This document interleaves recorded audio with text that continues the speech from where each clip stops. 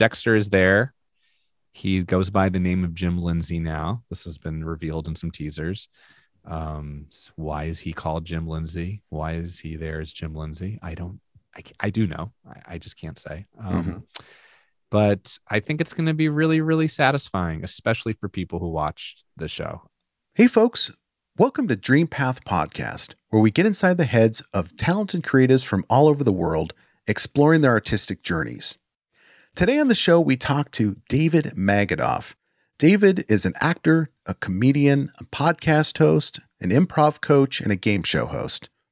He is a multi-talented guy, and he can be seen most recently on the Apple TV series The Morning Show, starring Jennifer Aniston, Mark Duplass, Steve Carrell, Martin Short, Reese Witherspoon, a star-studded cast, and a great show. He is also starring in season 9 of the Dexter revival. In fact, he took time out of his shoot this summer to sit down with us for this interview, and will be finishing up that shoot sometime in August for a release on Showtime in the fall. And he was able to share a little bit about his experience working on the show. He couldn't reveal too many plot points, but he did tell us what it was like to work with Michael C. Hall. He told us a little bit about the setup for Dexter season 9. And I think fans of Dexter will really enjoy that part of the interview. We also talked to David about his career in improv and the intersection of improv and acting, and why he thinks improv has helped him become a better actor. We also talked to David about his new podcast that he co-hosts with Claire Kramer called Fanaddicts, Fanaddicts. Now, Fanaddicts is a weekly show where they interview celebrities about their passions. And these passions or obsessions can be kind of unique or eccentric and sometimes even weird. But it's a really interesting way to get to know folks. And it's a much different approach to interviews than I've ever seen before. A lot of podcasts, including mine, use kind of a biographical arc to get to know the guest, which is fine. And it works for a lot of podcasts. It works for me. But the way Claire and David approach interviews is they don't take a biographical arc at all. They get right down to it. What is your passion? And for example, they talk to Doug Benson, who's a comedian. I have seen Doug perform live. I've seen him in documentaries, but I really didn't know who Doug was until I listened to this interview on the Fanaddicts podcast. And it was really kind of fun to hear how Doug really is obsessed with Broadway musicals and has seen like 400 or 500 musicals in his lifetime.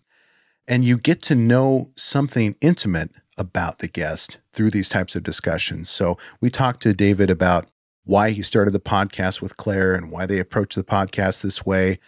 And it was just a really wide-ranging, broad discussion about a lot of fun topics. So without further ado, let's jump into my chat with David Magidoff. David Magidoff, welcome to Dream Path Podcast. Thank you. Let me get all set up here. I'm in my closet because this is the best place for me to record while I'm in Dexter land up here in my little land that they put me in. So where is Dexter land? Dexter land is currently, we're not actually recording right now, are we? We are recording. Yeah. So like this is the podcast right now. This is the podcast and that's it. That's the end. So Brian, that's a wrap. Give me like a second to just like put my headphones in and say hello to you. Goodness gracious. I just like to record right away so I don't forget. I've done that before. That's fine. And you're more than welcome to use this, but I think it's a little boring. Let me open up my QuickTime. Okay. So I can record it. Trust me, I'll give you all the juicy stuff about my life. Don't you worry. I won't hold anything back, baby. So we were talking about Dexterland. I assume you're shooting Dexter right now? I am shooting Dexter right now. Well, not this very moment, thankfully, because that would be kind of crazy and also impressive, both at the same time. It's a 6-month shoot. It started in February, and I am here until the very last, as of now, the very last scene on the very last day. So it's been really fun. We're up in, I'm in suburban to rural Massachusetts, just 45 minutes outside of Boston. And it's just been so awesome and crazy and adventurous and beautiful. I've done scenes outside in 10-degree weather, and 2 days ago was 95 degrees, and I couldn't get enough mosquito repellent at the store. That's so I've seen it all. exciting. It's so exciting to think about another. I mean, everybody's excited about the new season of Dexter, but this must be just amazing for you to come in during this reboot with all of this build up to it and all of this mystique. And, there's just so much love for this series. How did that come about? I put in a few phone calls and sent a couple of Snickers bars. No,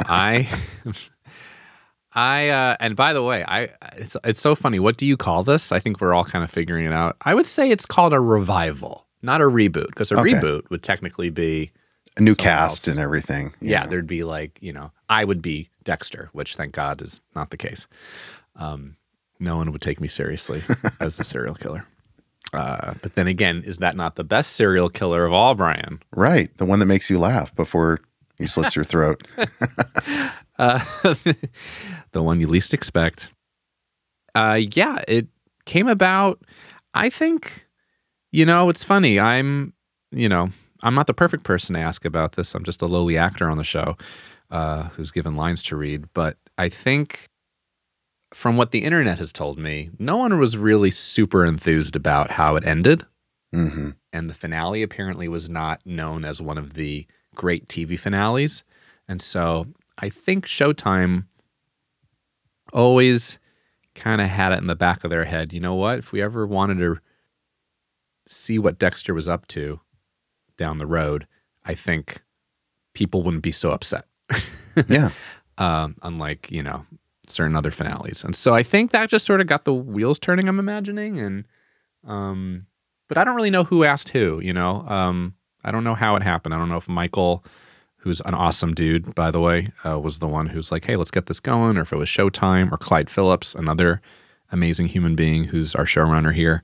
I think you'd have to ask them to see, how it came about. But it's here, and it's cool, and it's fun, and, it's been a real blast and a real adventure, and we're all super close now because we've been living in a pandemic COVID-y shoot that went from the tightest of tight things to now we're all have our shots, and but still everyone's masked up on set. So yeah, it feels like 10 shows could have been shot in normal times in the time we've been still filming our 10 episode season. Yeah, 10 episodes in 6 months. That does seem like kind of a long shoot. So how did your role come about? I mean, did you do self-tapes that you sent in? Did you have to do live auditions? What was your process to be considered for that role? Yeah. It's like, it's a 10-hour movie. That's really what it is. That's how it's being, and it's being shot like that too. I got an audition, made a self-tape, and since none of us are in rooms anymore, that's enough. And to be perfectly honest, that's fine with everyone, I think. I love being in a room, a live room, but look at you and me right now. We're doing a perfectly good podcast. It sounds like I'm right next to you, and technology is amazing. And they're going to see me on screen anyway, so it's nice to be in the room, but the most important thing is, how do I look on the screen, right? So that's why personally, from my little actor's perspective, I would say I enjoy just doing the self-tape auditions from now on. I love being in the room, but I don't know, something nice about just keeping it simple. So just being based on the performance and not, hi, how are you? What's going on? Good to see you. I'm fine with small talk. I like small talk, but I'm okay without it too. So. Right. Well, I imagine you save quite a bit of time too with the commute and, the build up and the parking and, basically it's an entire day of your life if you go audition, whereas you can do a self-tape in a couple hours. Yeah, it's definitely more efficient for sure. Yeah. So let's talk about your career a little bit, because I did as much of a deep dive as I could onto your IMDb, and I'm pretty impressed with the number of projects, television projects that you've been involved in for quite some time. And how did you make your way into television first and second? And this is a compound question. Second, how did you find yourself as the host of a game show on MTV? Because Dude, that's a pretty unique path. It really is. I do not have, I don't know what a classic Hollywood path is, but I don't think it's mine. Someone said the other day, who said this? Someone looked at my IMDb and was like, boy, or my Instagram. He's like, you're a real master of none, are you? And I was like, kind of. Like, I took that as a compliment in that I really kind of just go where the work is. And I just like entertaining. And so I very much consider myself an actor, but I also very much consider myself a comedian. And I very much consider myself, an entertainer and a podcaster and a host. I just kind of follow the fun.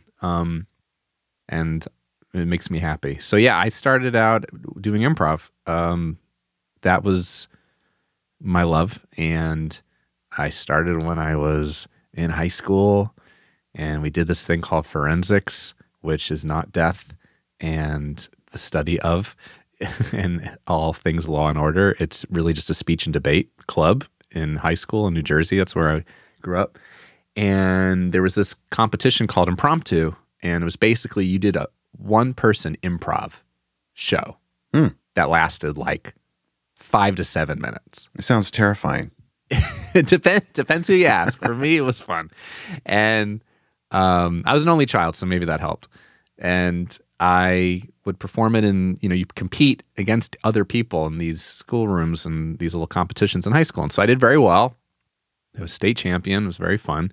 And this is very something exciting for someone like me who was terrible at sports. Oh, and is still terrible at sports. I shouldn't use the word was. Okay. And yeah, that got me interested in improv. So we did an improv group in high school for fun. And then I started doing improv outside of high school and college. And I just have always loved the immediacy and the fun of being on stage live. Here we are. We only got each other. There's no net. And it's just the joy that has always brought me. Just It's like, you don't need props. You don't need anything. You just need yourself. You just will walk into a room and create an entire show. And it's a beautiful thing. And that's my like heart of hearts of what I love the most.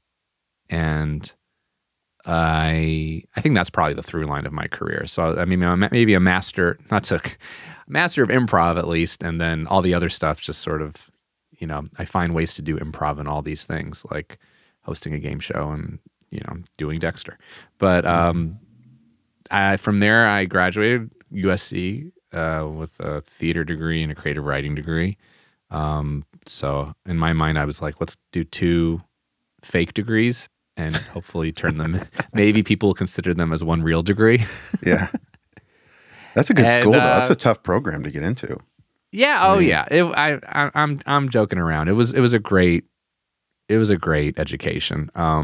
But yeah, the parents weren't necessarily like thrilled. Doing they would have loved cartwheels. to see something with the letters like MBA or it's some engineering or something. But yeah, I was just like, no, let's give it a shot. And so I was with an improv company called Ultimate Improv, which was a very small improv company, but people like Jason Weiner, who created Modern Family, and J.D. Walsh was the artistic director who's been in a ton of shows. I actually just saw him in Kaminsky Method the other night. Anyway, so they were all auditioning. And so when I graduated college, I didn't really know what I wanted to do, really. And so they were all auditioning as well. And I was like, you know what? All my friends who are a part of this improv company are auditioning. Maybe I'll try it too. So I got an agent, and probably in my first 10 auditions, I booked a role on the show American Dreams. It was an NBC show a long while ago. Dick Clark Productions had it. I think this is where Brittany Stowe started. Okay. And that was great. And so like some people start with commercials. And so I immediately started with a TV gig that became a recurring gig. And then I just started working from there. And I've just always done improv. And I always showed up to my auditions. And here we are this many years later, you know, with all these weird gigs under my belt. That is the shortest version of my story, as I could say. So have you ever tried stand-up? I tried stand-up when I was doing Broke A Gameshow, which is the MTV show you mentioned, because my partner, Derek Gaines, who's really a funny man, and you can find him on YouTube and anything else internet-wise, but he was also in The King of Staten Island that just came out with Pete Davidson. Great film. But he is a stand-up through and through. And so, yeah, MTV in their wisdom partnered me with him. And he would always go out every night and do shows. And I was like, you know what? I'm in New York City hosting this game show. He can do it. You know what? Let's just try it. So I started writing some stand-up for myself. And it wasn't terrible, but it really is such a different thing from improv. And I was fine, but then I started realizing very quickly, like, I don't know how many stand-ups you've had, Brian, on the show, but like, you can't do it casually. Yeah. It's a real, if you want to do it. It's not a hobby. I don't think it's a hobby. No. I think I tried kind of to do it a little casually, and it's like you can do it, but just know that everybody else who is doing it is not doing it casually. Yeah. Like, it is not for the faint of heart. You got to go up multiple times a night, multiple times a week to perfect your craft, to know what jokes work, to be okay with audiences of all kinds. And I was like, oh, this isn't for me. Not because I can't handle it. It's just because when you talk to a real stand-up like Derek, and my appreciation of stand-up comics could not be as high as it ever. I mean, it's as high as I could ever think, just from doing it, especially. And I always had such an appreciation. But they need to do it. They love doing it. Like you see on Jerry Seinfeld's show constantly, all he talks about is like, I can't not do this. Like, it is something I must do. Right. And that is just simply not how I feel about stand-up comedy. I thought it'd be fun, but it's not. It's really not fun.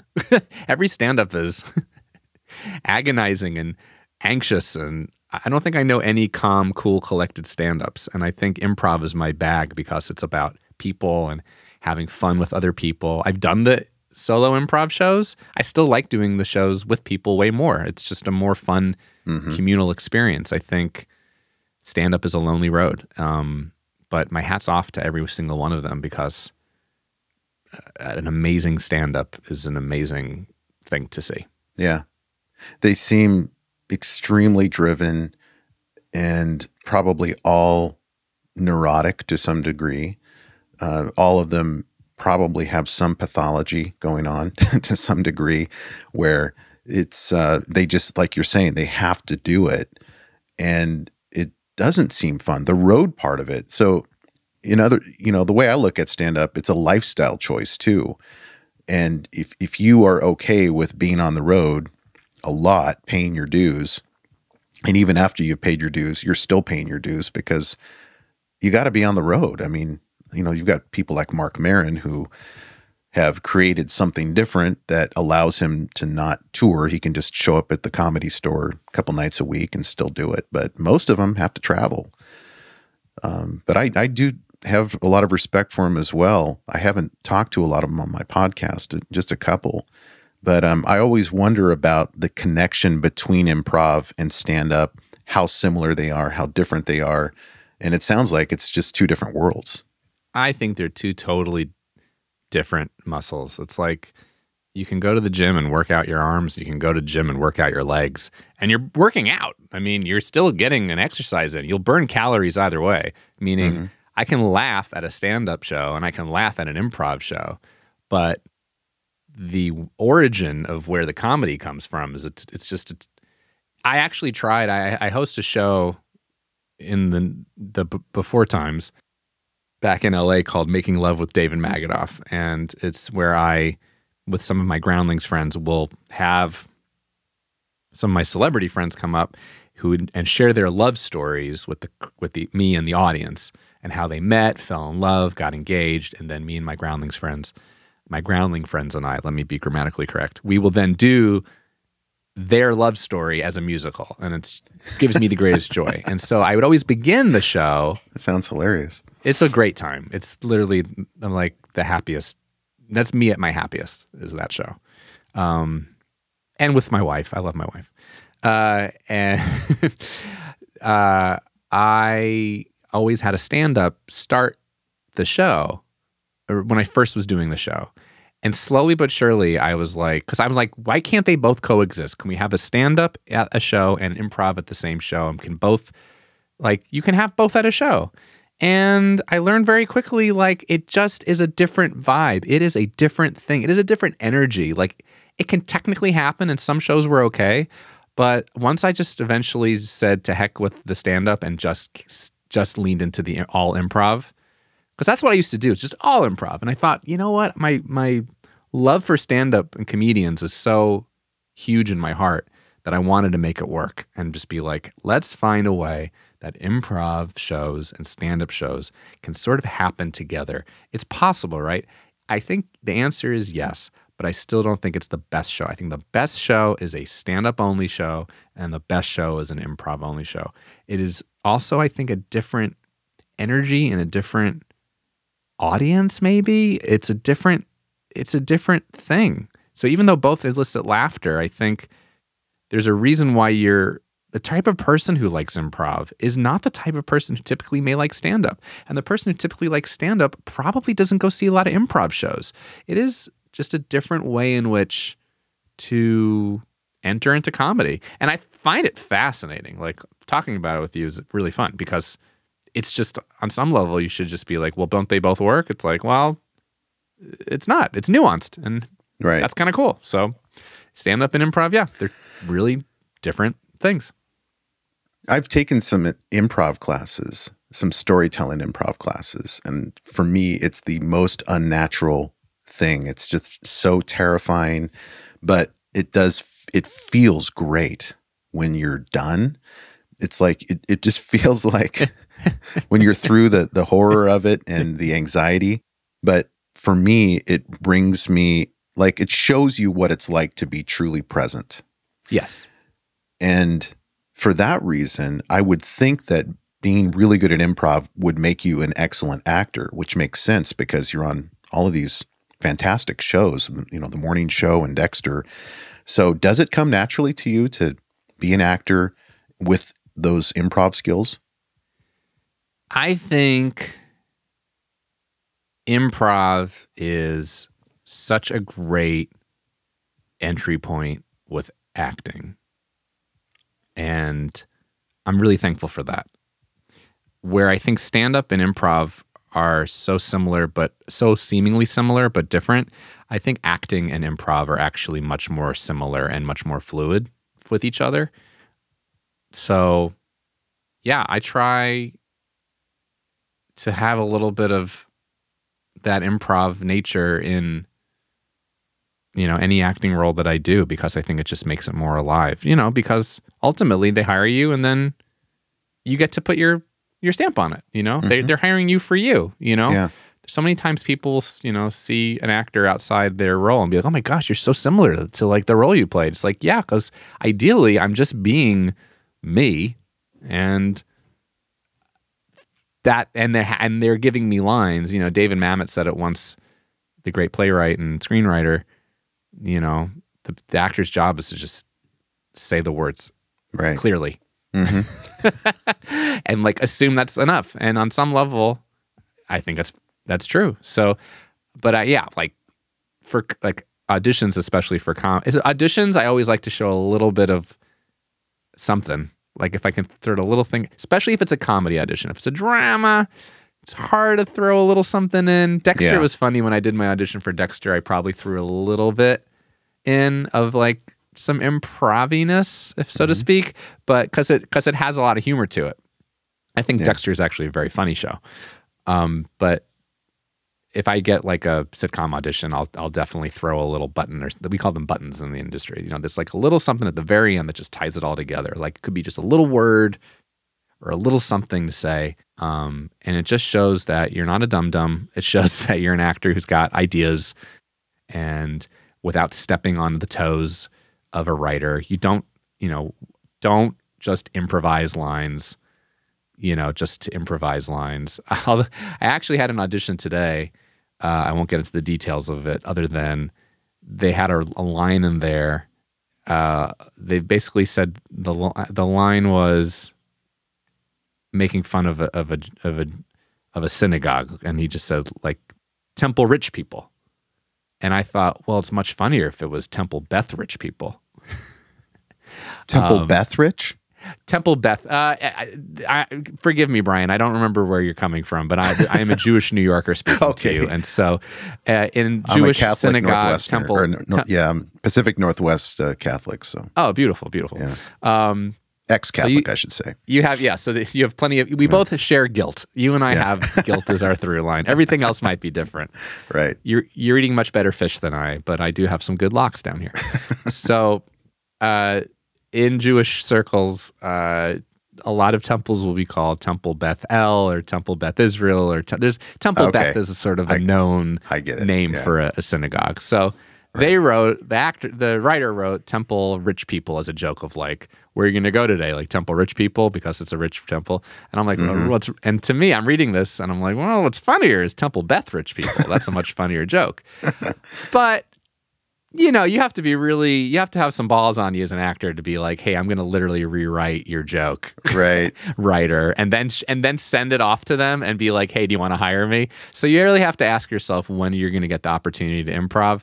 You don't want to rewrite things, but if you want to put something at the very end after all the script is done, that's something that I would do in an audition. And I think it's been more helpful than it has hurt me. Yeah.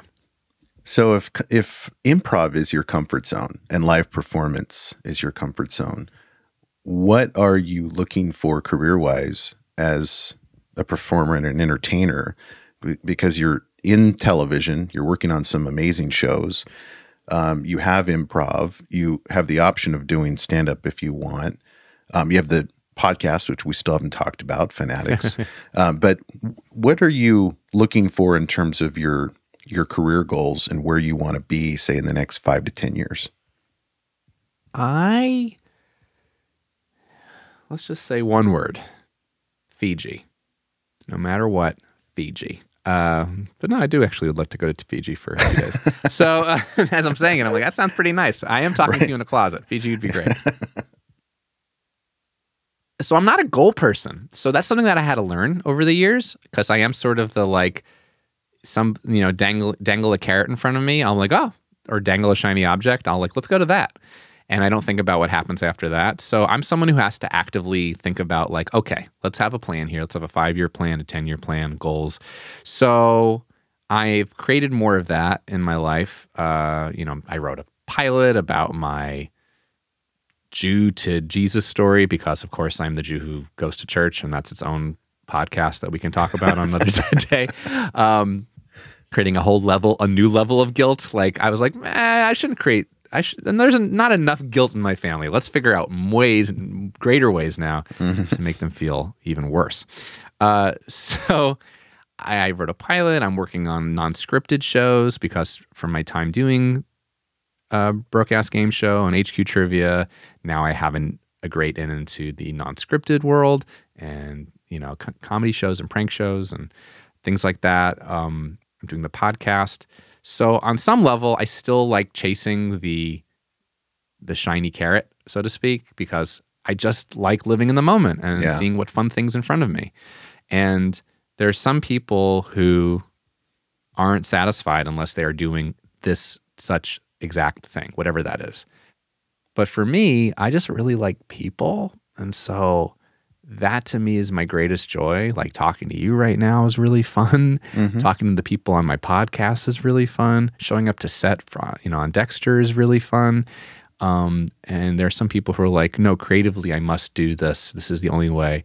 And for me, I really just enjoy the creative work with people coming together for a common goal. Like, I want to make people happy. I want to entertain people.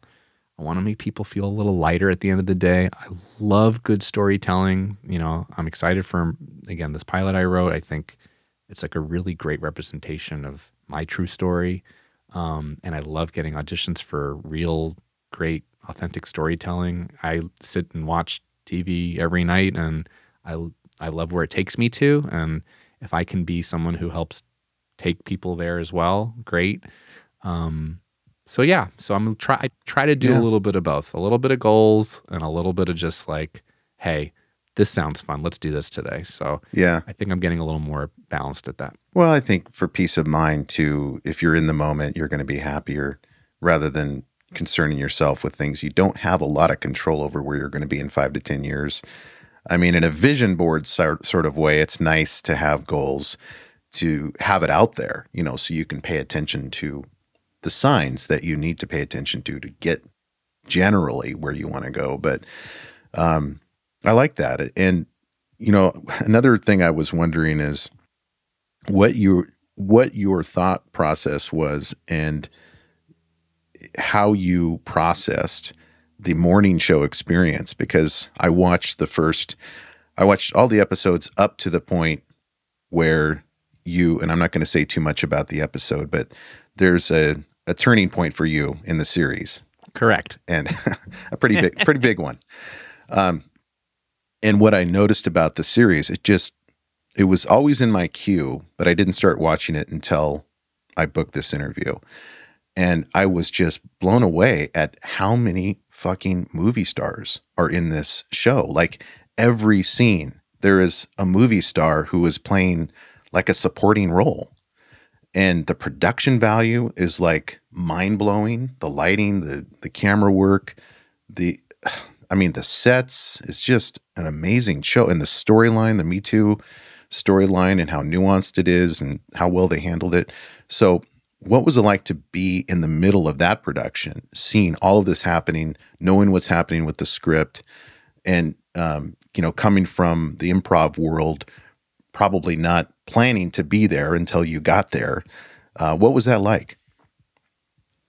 Morning show was great. It was such nice people. There's not a lot of real estate for that many people. Right.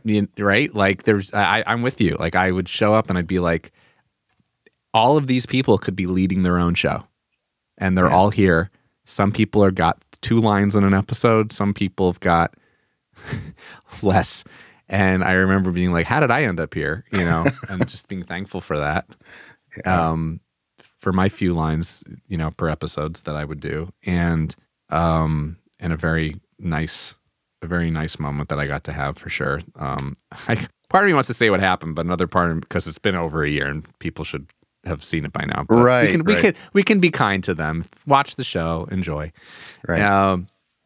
But yeah, I just think it was a nice reminder of just seeing, I think people come together for something bigger than themselves, and that seeing a Belle Powley, who's the British intern on the show, and she's the lead of King of Staten Island, and has been the lead of a number of films, and here she is, you know, rank, you know, 7th, 8th on the list, 9th on the list, maybe, on the show, and just in terms of lines and in terms screen of time, like, on the call sheet, like, you know, at the end of the day, like, Steve Carell's was probably number 3 on the call sheet after Jen and Reese, and then you still had Mark Duplass, and then you still had Billy Crudup, and I mean, it was just such a great, amazing group. And, you know, when Martin Short's coming on as a guest star, you know, it's a heck of a time. Yeah.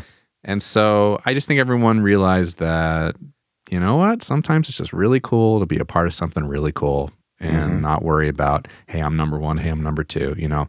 As long as I'm getting paid and I'm working creatively with some really great people, and, you know, it's a great story that was being told, and that's just cool, you know. Listen, people weren't slumming it. Everyone was getting paid properly and treated properly, so it's not like, But yeah, there does come a point where you are reminded of egos in Hollywood. And I didn't see any egos on that show at all. I mean, Jen was so kind, and she got like a burger truck for people on certain days that we could all, grab a burger from. And Reese was so kind, and Steve is the nicest, just polite and kind of keeps to himself. And Mark Duplass was like a mentor. Like I ended up buying a vacation rental home just from talking with Mark Duplass and him just giving me advice, because he knows a ton about real estate.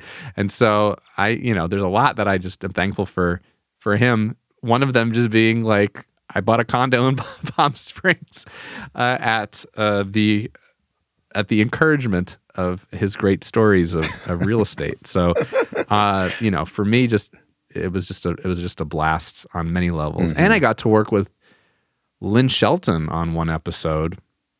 I didn't know Lynn directed one of those.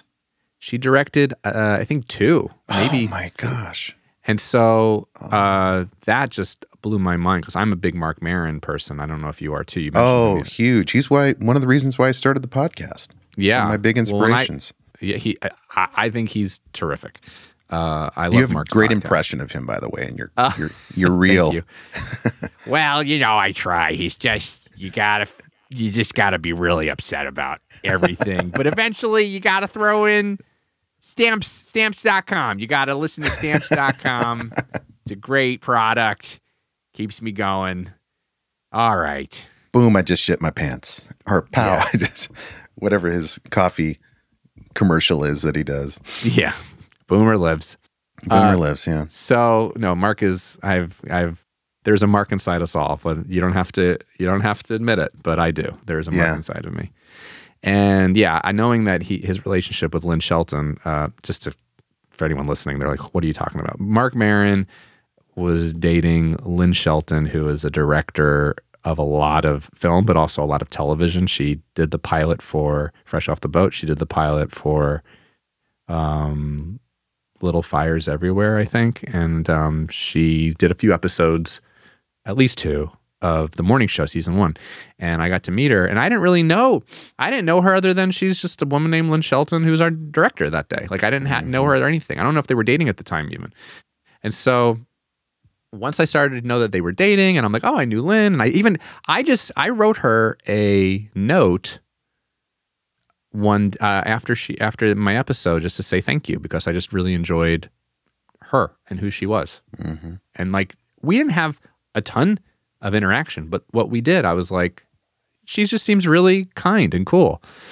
And so we'd message a little bit on Instagram, and just something that's hi. And so then when I saw that she had passed away due to some terrible, unfortunate illness, apparently, and Mark, if you go back to certain Mark Maron episodes, he chronicles it really well. But my heart absolutely broke for Mark, and being like, oh my gosh, normally I would have just listened to Mark and heard about his girlfriend who passed, but the fact that I knew her was very surreal. I was like telling my wife, I'm like, I'm not that close to these people, yet at the same time I met with her and I worked with her, and I knew her to be a good person in the short time I knew her. So I can't imagine what the people who really, were connected to her, what they felt like. So yeah, and even you, right? Just as a listener, just like me, to Mark's podcast, you felt it so much. So yeah, I just feel like so slightly honored to even have, been graced by her presence, because she really was like a really fucking cool lady. She was really cool. She was a Pacific Northwesterner like me. She's from Seattle area, and her dad, Max Shelton, is a mediator. And I'm a trial lawyer by day, so I know of her dad by reputation. And I was trying to reach out to interview her right from the beginning of my podcast, but she had this impenetrable firewall of, keeping people like me out, which is a good thing for her. And I never was able to talk to her. I talked to her, a couple of her friends in the industry. But her movies, I mean, she did a great Mark Duplass movie. Your Sister's Sister, I think, is one of them. I think she did a couple of Mark Duplass movies. Yeah, I think that's how she might have gotten connected to morning show, but she's also so prolific in her own right Yeah. that she probably didn't need Mark. It's probably just by chance, but Yeah. Mark's that kind of guy that I'm sure he put a good word in. Who knows? There's an episode, if you haven't listened to the most recent couple of episodes of Mark Maron's podcast, he tells the story of someone in the Seattle area who found a Lynn Shelton painting from the early 80s at an estate sale and was able to get this painting, bought it, and shipped it down to Mark, and now he's got it hanging in his bedroom. But it's a fun little story that he tells in the 15-minute monologue that he does before every interview. That's so sweet. Yeah. Oh my gosh, that's so sweet. People love Mark, and it's beautiful that people do that. So Yeah. what a gift. It really is. I was wondering what your thoughts were on Mark when I saw your reel, because it was pretty biting. It was a little spot on there. I was like, ooh, that's maybe Mark might look at that and be pissed, but I think he would probably take it well. No, that's 100% a love letter to Mark. That's not Yeah. that is one of those, like, I see you, Mark, and I love you. That's all it is. Yep. Yeah. Good for you. Yeah. I was laughing throughout that whole reel. Nice job. Thanks. And all those impressions. Well, speaking of, you said about goals, something that popped in my head talking about my SNL reel. So I've auditioned for SNL a couple times. And what's a funny thing about just putting deadlines for yourself was I was auditioning for SNL, but that one of those reels is what really impressed the MTV folks to hire me for Broke A Gameshow. And so I always say, you know what, in this industry, you plant a seed right in front of you, but get ready for the tree to grow behind you. Mm-hmm. Meaning you never know. It's like, another way to say it is work begets work. I'm sure you've heard that phrase or used it many times. Sure. I just think I'm a big believer in, like, go after a goal, kind of like what you were saying, go after a goal. You may not get that goal, but if you go after a goal, guaranteed good things will happen. Whether it actually be the thing that you get after or just the fact that you're going after something, Mm-hmm. and then something good will occur. I'm a huge believer in that. It never just falls flat. Like, if you don't get the goal, then it wasn't worth it. I always think great things come out of going after your dreams. Well said. Well said. Let's talk about the podcast. Yeah, Sure. So, Fanaddicts, tell us about the podcast, and then we'll dive into some of the episodes. Yeah. So one of the, to appropriately go with my career of potpourri, which would be my career would be under the potpourri category on Jeopardy for sure. One of them would be podcast, because now I am, of course, hosting naturally a podcast with Roddenberry Entertainment. And for those who don't know, Roddenberry, as in Gene Roddenberry, which is the creator of Star Trek. And I would do the Vulcan hand symbol for you now, Brian, but I so shamedly do not know how to do it. My fingers can't get there. You're doing a great job. I can do this. It's very sad. Okay. So yeah, I got connected with them, and the head of development there is named Trevor, and Trevor's a great guy. And I pitched an idea to Trevor, and he's basically like, oh, we kind of have the same idea here. Do you want to just be a co-host with Claire Kramer on this idea that we're about to do? And it really was almost exactly the same idea. I was like, what if we do this thing? We'll call it Nerding Out with David Magidoff, and we'll get on celebrities, and every celebrity has to have like a nerdy thing they're into, because at the end of the day, we're all kind of nerds. I own 4,000 comic books. I listen to Oasis every day. There are things that we just love. Every human being has 1 to 10 things that they just are smitten with. Whether they talk about it or not is another story, but we all have something that is an obsession, a quirk, a passion, all three. Mm-hmm. And he was like, well, yeah, we have the show. We're calling it Fanaddicts. Would you want to be a co-host on it? I was like, okay, great. It's the same show with a different title. Sounds great. Easy. So I met Claire, and Claire's awesome. And she's done, Buffy the Vampire Slayer and Bring It On and so many other cool things. And she's like the queen of Comic-Con, and she's interviewed like every single person ever. And we've got such a lovely chemistry. She's awesome. We're totally different stages in life. She's got 4 kids. I have a cat, 1 cat, and it's been great. And we've been able to interview all these wonderful human beings who are celebrities and who all have quirky things. And it's such a great humanizer. You know, it's one of those things where, you know, it's fun to hear about Tony Hale's love of indoor malls. It is a very sweet thing to not talk to him about Veep and to not talk to him about Arrested Development and to just be like, what do you love? And he's like, I absolutely adore indoor malls. I grew up with indoor malls. I know this one mall like the back of my hand. I know what is good in a mall, that you can have a carousel in certain malls, that there needs to be a food court located here. It's just so charming and so sweet to just talk to people that you don't necessarily get so close to about things that they are very intimately close to. And it's just great. You know, I'm glad you said that word humanizer, the great humanizer, because one of the reasons I started this podcast, and if you go back to episode 0, which is kind of like my reason for starting the podcast, is a couple minutes of me just talking.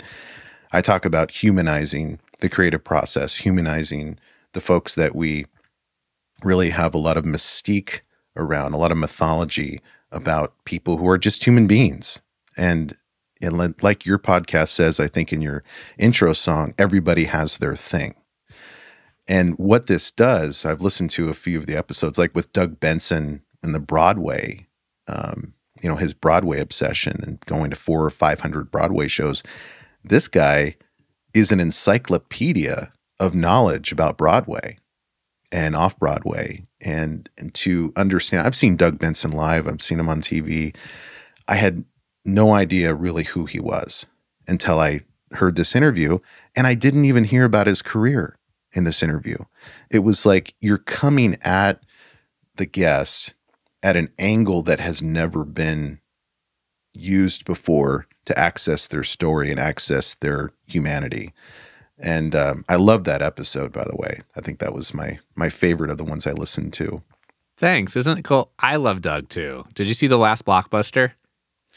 No, I did not. It's on Netflix. It's like a little documentary about the very last Blockbuster that's in Bend, Oregon. So not crazy far from you. I love Bend. Yeah. It's fun. It's a quirky place. So that's the very last Blockbuster is in Bend, Oregon.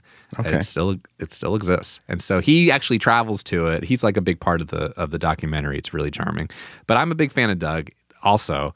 And yeah, tell me, I can't imagine anywhere in Doug's universe that you would have known that he's a musical person and then to have gotten this in depth. And so to hear just his genuine love, right, of musicals, a guy who just loves getting high specifically at musicals and experiencing it that way. And just also the sweetness of like, he thinks at one point there was a time where like, if he had just committed himself, maybe he would have been someone who's on the stages of, you know, Broadway and, you know, the Gershwin Theater. So there's this sweet, there's just a hair of a sadness that, you know, wants me to give him a hug to just go like, oh, I love that you love this, because there's something about it that makes you go, you know, maybe I could have been a contender, you know, and that he appreciates it and loves it and doesn't like balk at it, that he's like, there's a part of him that always wishes he could. And that's also why he loves it. So yeah, I'm with you. Isn't it fun to just, and it's a palate cleanser.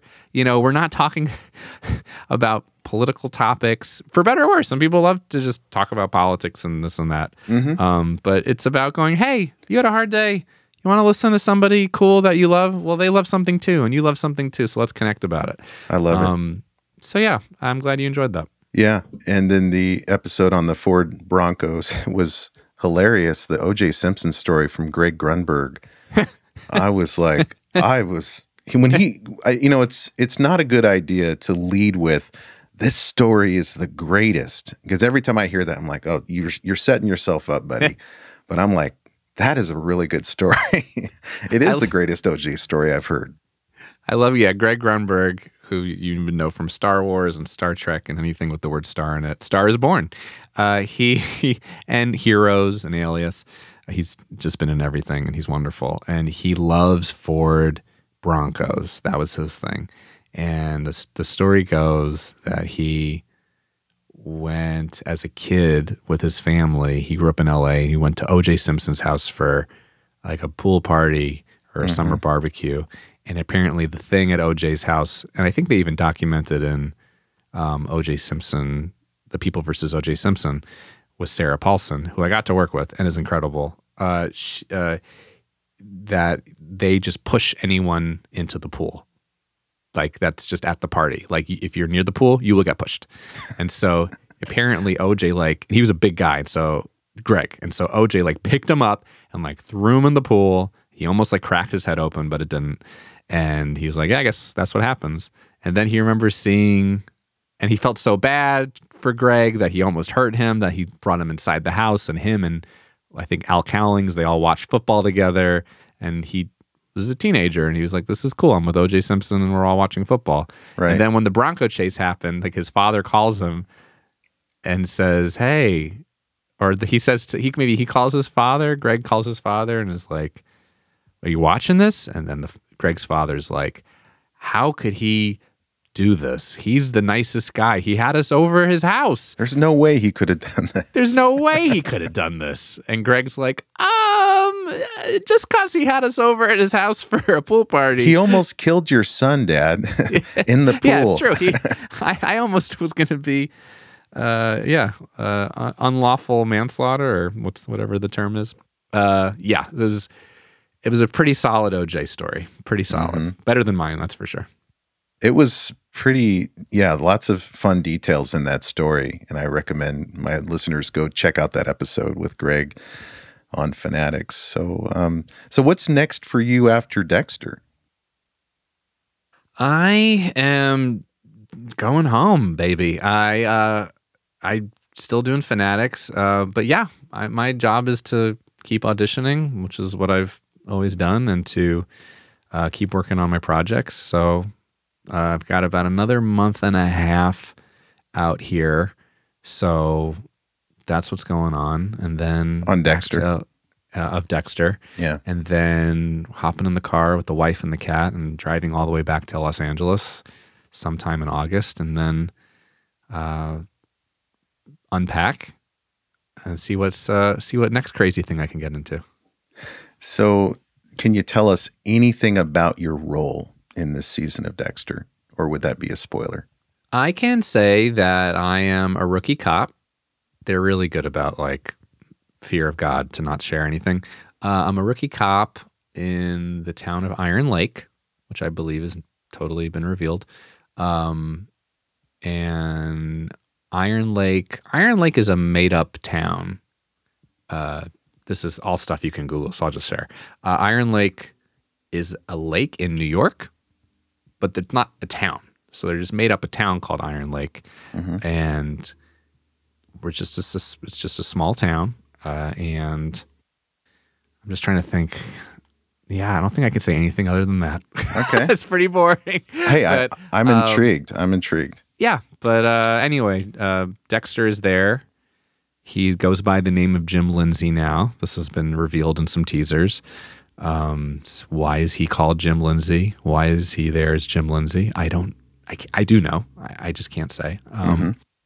But I think it's going to be really, really satisfying, especially for people who watched the show. I think it's going to be a very satisfying 10 episodes, and just some great people on the show. You have Julia Jones, who did Mandalorian and Twilight, and Clancy Brown, who is, if you know him, as Mr. Krabs from SpongeBob, as well as LBJ from The Crown, as well as Shawshank Redemption. And he's, one of the nicest guys. And Michael C. Hall is just, I can't say enough about him. I heard he was quiet going into working with him, and he's not. He can be, but like, he's funny and he's charming, and he's great. He's talking about, like, call sheets. He's number one on the call sheet, obviously. Yeah.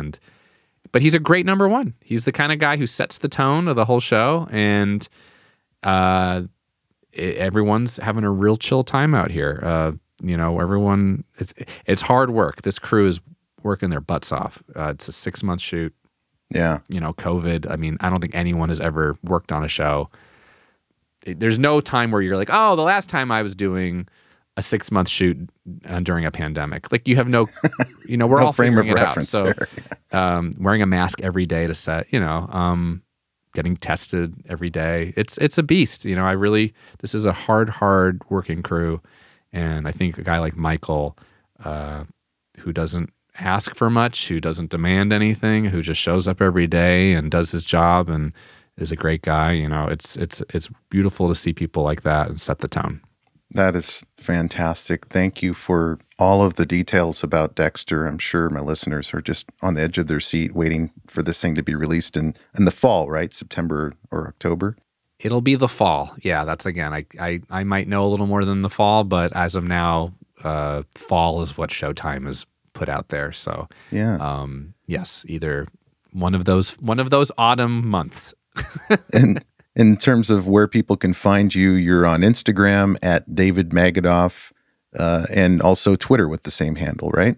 Yep, I am the only David Magidoff on earth. That's true. Okay. For better or worse. Okay. And of course, the Fanaddicts podcast can be found everywhere where podcasts are streaming.